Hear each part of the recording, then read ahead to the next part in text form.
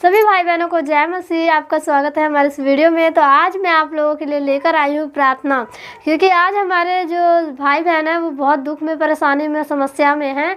तो वचन भी हमें यही बताता है कि हमें एक दूसरे की हेल्प करनी है, क्योंकि परमेश्वर का वचन जब आप मत्ती अध्याय पढ़ते हैं तो वहाँ पर 25 अध्याय में इस प्रकार से बताया गया है कि जब परमेश्वर के आने का समय होगा तो परमेश्वर पूछेगा कि कौन किसने मेरी सुध ली, किसने नहीं। तो आज जो दुख में, परेशानी में, समस्या में, भूखे प्यासे हैं, जिनके पास कोई राहत, कोई सहारा देने वाला नहीं है, तो उनके लिए हम आज प्रार्थना करेंगे और प्रार्थना के माध्यम से परमेश्वर से मांगेंगे कि उनके लिए परमेश्वर कोई मार्ग खोले ताकि उन तक सहायता पहुँच सके और वो भाई बहन खुशी का जीवन बिता सके। तो आइए हम प्रार्थना में चलते हैं। हमारी प्रार्थना आज उन्हीं सब के लिए है जो दुखों में, समस्याओं में है। तो आइए हम प्रार्थना करते हैं। इस प्रार्थना को जो भाई बहन रिसीव करते हैं परमेश्वर उनको 100 गुना आशीष देगा। तो मैं प्रार्थना करने जा रही हूँ, आप लोग भी परमेश्वर की इस प्रार्थना को रिसीव कीजिए। हालेलुया। धन्यवाद, धन्यवाद, धन्यवाद, धन्यवाद, धन्यवाद, धन्यवाद, धन्यवाद, धन्यवाद, धन्यवाद, धन्यवाद। परमपिता परमेश्वर आपका धन्यवाद करते हैं प्यारे प्रभु जी। एक बार फिर से आपके पवित्र पावन चरणों में आते, दया करने वाले, रहम करने वाले परमेश्वर पिता, आप महान है पिता परमेश्वर। आप स्वर्ग में विराजमान है पिता परमेश्वर। स्वर्ग आपका सिंहासन और पृथ्वी आपके पैरों का आसन है खुदावन जी। जो दुखों में, परेशानियों में, समस्याओं में घिरे हुए भाई बहन, जो भूखे प्यासे हैं पिता परमेश्वर, उन तक अपने लोगों को पहुँचा पिता परमेश्वर। उन भाई बहनों का दुख दूर कर पिता परमेश्वर।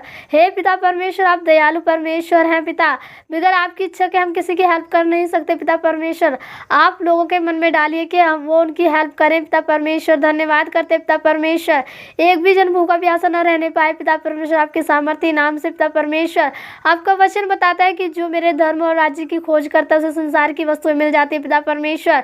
ये लोग आपको समय देने वाले हो जाए, वचन पढ़ने वाले हो जाए, प्रार्थना में लॉलिन होने वाले हो जाए पिता परमेश्वर। हे पिता परमेश्वर, आप हमारी प्रार्थना की ओर कान लगाइए पिता परमेश्वर। भोर की प्रार्थना की ओर कान लगाइए पिता परमेश्वर। धन्यवाद करते हैं पिता परमेश्वर। पूरे शरीर, प्राण, आत्मा से आपके चरणों में आते हैं पिता परमेश्वर। जितने मसीह भाई बहन इस प्रार्थना को रिसीव कर रहे हैं पिता परमेश्वर, ने ब्लेस कीजिए।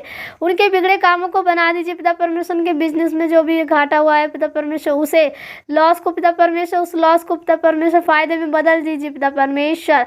उनको आशीष और बरकत दीजिए पिता परमेश्वर। शैतान की सारी सामर्थ्य उनके जो बिजनेस में, जो उनकी नौकरी में, जो उनके घरों में लगी सारी सामर्थ्य खंडित हो।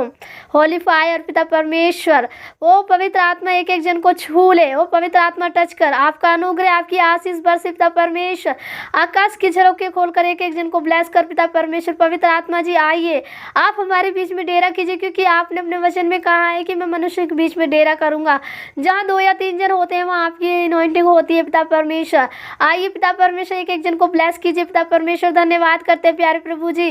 हे परमेश्वर, आपके सिवा हमारा कोई सहारा देने वाला नहीं है पिता परमेश्वर। हालेलुया। धन्यवाद पिता परमेश्वर। हालेलुया। अंधकार की शक्तियां नष्ट हो पिता परमेश्वर। जो लोग अंधकार में घिरे हुए हैं, जो लोग शैतानी बंधनों में फंसे, उन्हें फ्री करते तेरे नाम से। हालेलुया। धन्यवाद पिता परमेश्वर। हर एक दुख, हर एक परेशानी, हर एक बीमारी, हर एक समस्या जाए यीशु नासरी के नाम से। हालेलुया। धन्यवाद पिता परमेश्वर। दयावान परमेश्वर, आप हमारी प्रार्थना को सुनकर उसका उत्तर दीजिए पिता परमेश्वर। हमें पूर्ण विश्वास है पिता परमेश्वर कि आप हमारी प्रार्थना को सुनते उसका उत्तर देते हैं। इस छोटी सी प्रार्थना को हम सभी यूट्यूब फैमिली के लिए मांगते हैं पिता परमेश्वर। अपने मसीह भाई बहनों के लिए मांगते पिता परमेश्वर। बड़े ही मधुर मन से सुनकर इसे कबूल करें यीशु नासरी के नाम में। आमीन, आमीन, आमीन।